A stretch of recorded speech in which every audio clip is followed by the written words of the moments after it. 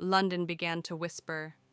They said Dorian Gray was unchanged, that he looked exactly as he did years ago. Others said worse things. Stories of broken hearts, friendships turned to ruin, and a kind of charm too perfect to be natural. Dorian smiled through it all.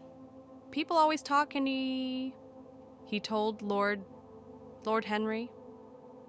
It's their way of feeling alive. Henry raised his glass. Let them talk, you and I know that morality is just fear dressed as virtue.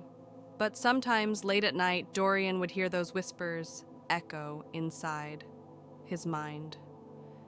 He tried not to think of the portrait, the one locked away upstairs, yet the thought of it was like a pulse in the dark, steady, accusing, alive.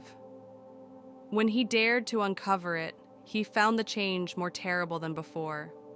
The mouth had grown crueler, the eyes sharp and mocking. The face he once adored was now a reflection of everything he tried to hide. For a moment, guilt touched him again, faintly, like a ghost brushing past. But then he remembered Lord Henry's words. To feel remorse is to admit defeat. He covered the painting once more. That night, he attended another dinner. Laughter, wine, and the scent of lilies filling the air. People called him charming, mysterious, perfect. Yet, when he caught his reflection in a mirror, he saw the faintest shadow behind his own smile. A flicker of the thing upstairs, still watching him, still waiting. The night was cold and silent, and a storm gathered quietly over London. Dorian Gray sat by the fire, lost in a kind of golden calm, the peace that only sin can give. Then came a knock at the door. Basil Hallward entered, his face older, his eyes full of sorrow. Dorian, he said softly, there are stories about you, terrible stories. I didn't believe them, not until now.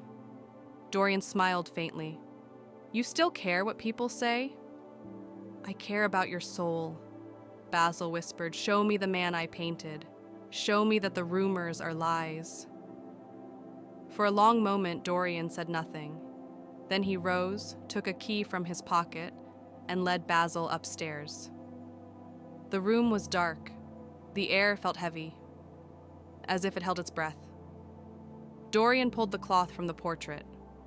Basil gasped. His hand flew to his mouth. The painting was monstrous. The beauty twisted into cruelty, the eyes filled with hatred, the mouth curved into something inhuman.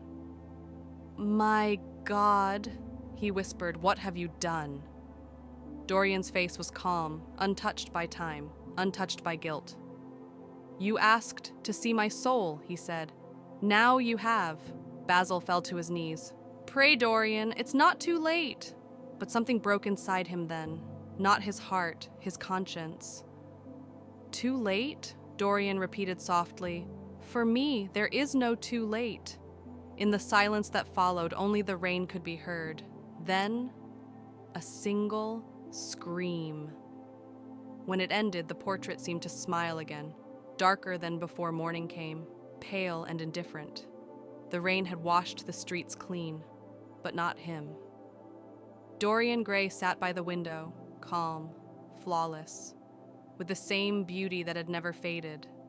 Only his eyes betrayed him, distant, watching something no one else could see.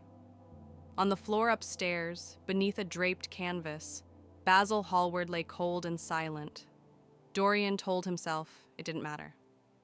He saw too much, he whispered. It was mercy.